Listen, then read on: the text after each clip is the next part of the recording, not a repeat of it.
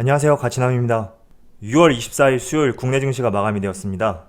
오늘 오랜만에 비교적 큰 상승이 나왔죠. 코스피 같은 경우에 1.42% 상승해서 2161포인트에 마무리가 되었고요. 그리고 코스닥 같은 경우에는 약 0.83% 상승해서 759포인트에 마무리되었습니다.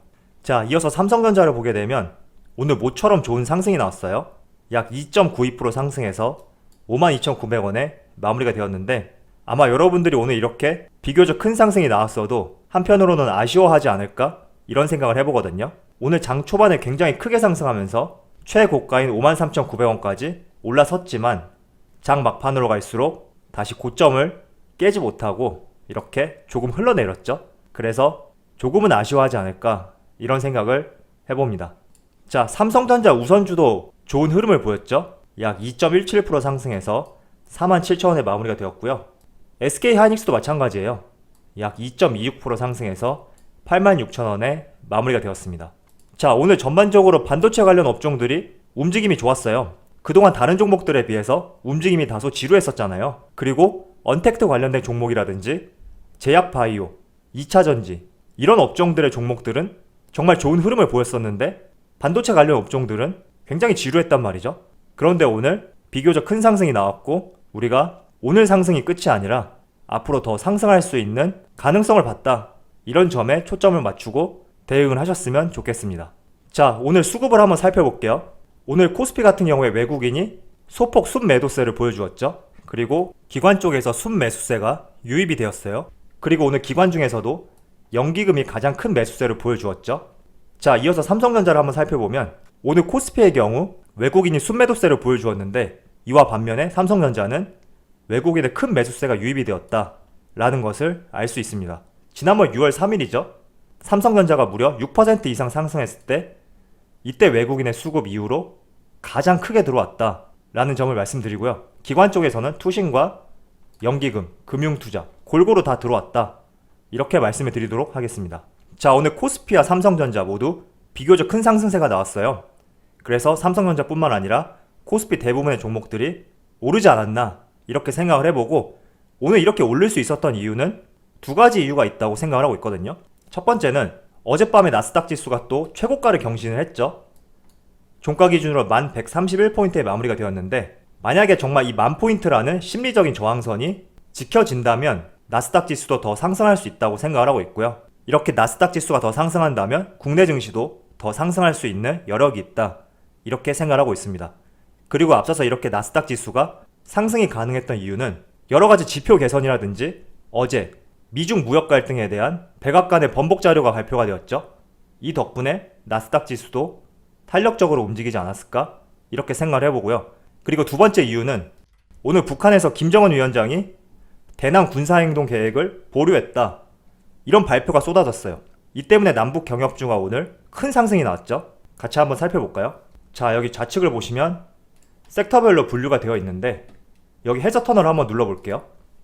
해저터널에는 부산산업이 포착이 되었는데 부산산업은 사실 남북경협주의 대표적인 종목이죠. 그런데 왜 해저터널에 있냐 이렇게 생각하실 수 있을 거예요. 이 섹터라는 것은 조금 유동적으로 움직일 수가 있거든요. 예를 들어서 삼성전자 같은 경우에도 반도체 섹터로 분류가 될 수도 있고 다른 한편으로는 스마트폰, 모바일 이쪽으로도 분류가 될 수 있단 말이죠. 그래서 섹터는 유동적으로 바뀔 수 있기 때문에 우리가 주목해봐야 될 점은 개별 종목 위주로 한번 체크를 해본다면 어떠한 이유 때문에 이러한 종목들이 상승했는지 더 쉽게 알 수 있다고 생각을 합니다. 부산산업은 레미콘 제조업체죠. 예전에는 철도를 연결할 때 나무 침목을 사용했는데 요즘은 콘크리트 침목을 사용하거든요. 그래서 그 콘크리트 침목의 대표 기술을 자랑하는 회사가 부산산업이죠. 이어서 철도를 눌러보면 다 남북 경협주죠. 그리고 GTX 여기도 마찬가지예요. 섹터가 GTS로 분류가 되어 있는데 다 남북 경협주거든요.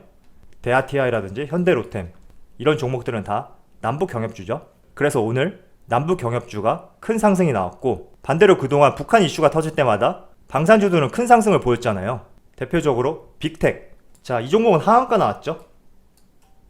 이어서 스페코 종목도 마찬가지예요. 하한가 나왔어요. 그래서 혹시나 여러분들이 투자를 하실 때 지금 시점에서는 방산주는 절대 피해야 되는 종목 중에 하나다 이런 말씀을 드리고요. 그리고 대북 이슈가 터질 때마다 방산주는 큰 상승이 나오는데 그럴 때마다 방산주를 매수하는 것보다 대북 이슈로 인해서 전체 시장의 주가가 하락할 때 업황이 좋고 시장이 좋은 종목들, 이런 종목들을 차라리 저가 매수의 기회로 잡는 것이 좋다고 말씀을 드리도록 하겠습니다. 자, 어제 나스닥 지수가 신고가를 경신했잖아요. 그래서 제가 이 부분과 관련해서 몇 가지 말씀을 드리도록 하겠습니다. 자, 국내 증시도 삼성전자의 비중이 굉장히 높죠? 코스피 200 기준으로 봤을 때 약 30% 정도 되는데, 나스닥도 마찬가지예요. 나스닥 대표 종목 중에 팡기업이라고 있어요. 이게 앞에 약자들을 따낸 건데, 페이스북, 애플, 아마존, 넷플릭스, 구글, 그리고 한 종목을 더 추가하자면 마이크로소프트, 이렇게 6종목이 나스닥 전체 시총의 약 35%를 차지하고 있거든요. 그렇기 때문에 나스닥이 상승한다는 것은 나스닥 대표 종목들이 지속적으로 상승하고 있다, 이렇게도 생각해 볼 수가 있죠. 그런데 나스닥의 상승을 이끌고 있는 종목들을 잘 살펴보면 다 기술주예요. 여기 표현이 좀 재밌게 나와 있는데, 미국의 주가 지수를 멱살 잡고 끌고 갈 정도로 영향력이 크다, 이렇게 나와 있죠. 제가 왜 이런 기업들을 여러분들에게 말씀을 드리냐면, 미국의 나스닥은 전 세계 주식시장을 선도하는 시장 중에 하나예요. 그래서 시장을 대표하는 나스닥 내에서 이 나스닥 지수를 끌어올릴 수 있는 종목들이 무엇인지를 참조해보고 우리가 이와 비슷한 종목들을 매수한다면 국내 주식시장에서도 충분히 수익을 낼 수 있을 것이라고 생각을 하고 있습니다. 때문에 항상 제가 여러분들에게 항상 말씀을 드렸지만, 대한민국의 산업을 이끌어갈 수 있는 종목, 그리고 항상 미래지향적인 사업을 영위하는 기업들, 이런 기업들에 투자를 하고 시간을 부여하자, 이런 말씀을 드렸어요. 그래서 우리가 투자한 삼성전자라든지 SK하이닉스, 그리고 2차전지 관련주, 나아가서는 5G, 이런 종목들은 대한민국 산업을 이끌어 나갈 수 있는 산업군들이고 항상 미래지향적인 산업을 영위하는 종목들이니까 우리가 투자할 때 이런 기업들을 참조해서 국내 증시에도 대입해서 투자를 하자, 이런 말씀을 전해드리도록 하겠습니다. 자, 참고로 이 자료는 전세계 시가총액 순위를 나타낸 그래프인데 19년 11월 기준이거든요.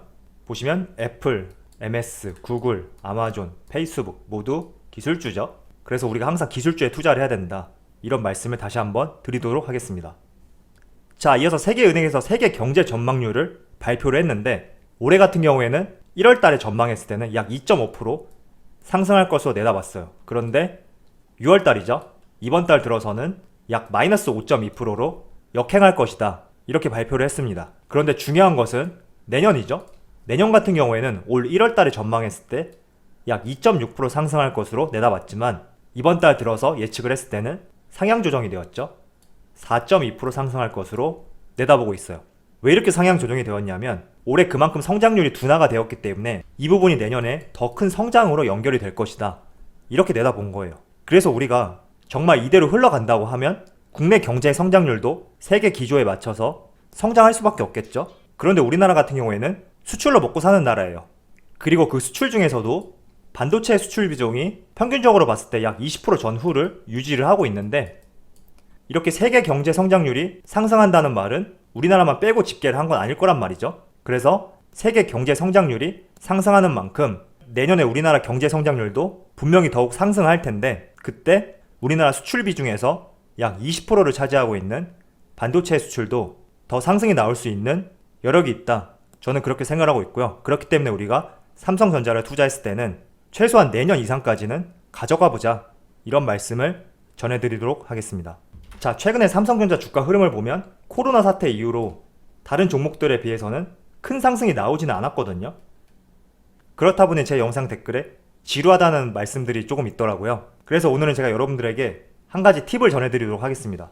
우리가 반도체 기업에 투자할 때 삼성전자, SK하이닉스, 그리고 삼성전자 우선주, 이런 종목들을 많이 생각을 한단 말이죠. 그런데 이런 종목들은 반드시 중단기적인 투자보다는 장기적인 투자에 적합한 종목이에요. 그렇다 보니 요즘 흐름처럼 지루한 흐름이 나올 수도 있고 다른 종목들에 비해서 상승폭이 적을 수도 있어요. 그런데 장기 투자보다는 비교적 중단기 투자를 내가 선호한다, 이럴 경우에는 반도체 생산에 필요한 소재, 부품, 그리고 장비 기업들을 주목해 볼 필요가 있다, 이런 말씀을 전해드릴게요.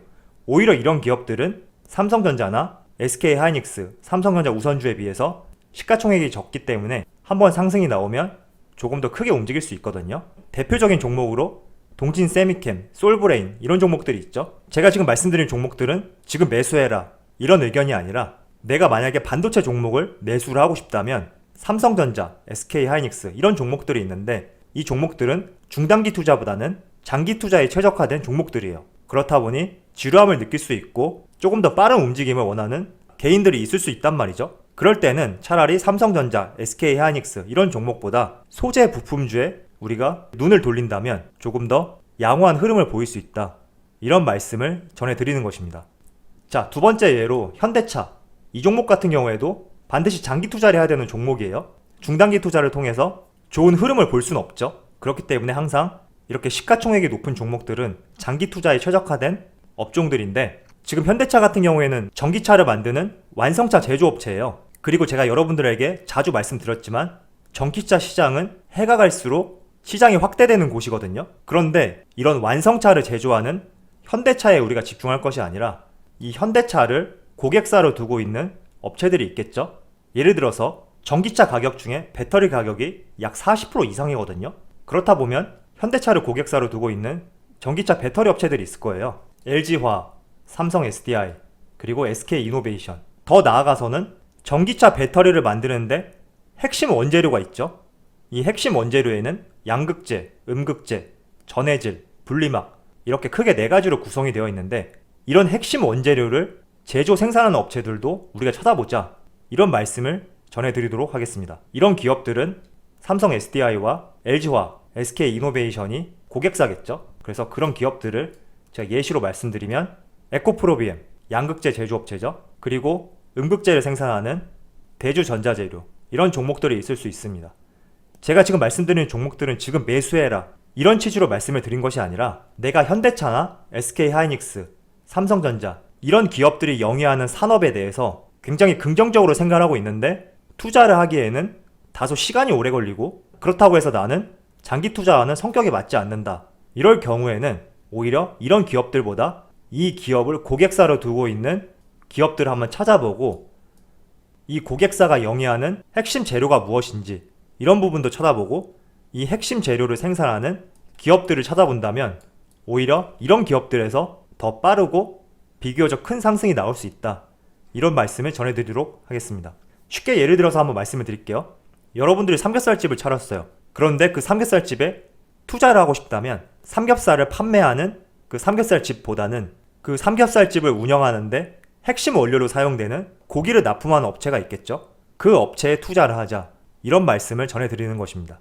자, 참고로 말씀드리면 2차전지에는 양극재, 음극재, 분리막, 전해질 이렇게 크게 4가지로 구성이 되어 있거든요. 그래서 이 부분은 참조를 하시고요. 2차전지라는 말이 충전 가능한 전지를 말해요. 1차전지는 충전할 수 없는 전지, 2차전지는 충전 가능한 전지, 이렇게 참조를 하셨으면 좋겠습니다.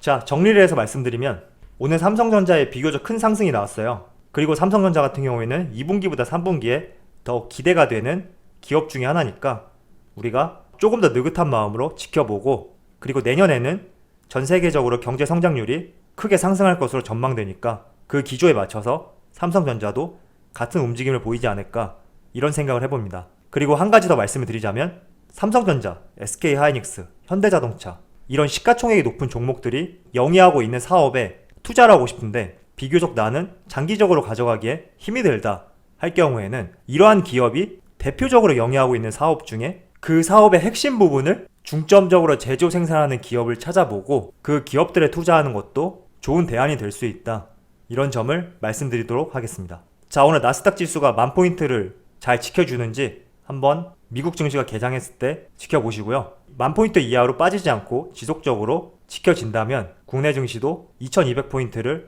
넘어설 수 있지 않을까, 이런 생각을 해보면서 오늘 마치도록 하겠습니다. 자, 그럼 언제나 여러분들의 성공 투자를 기원하도록 하겠습니다. 감사합니다.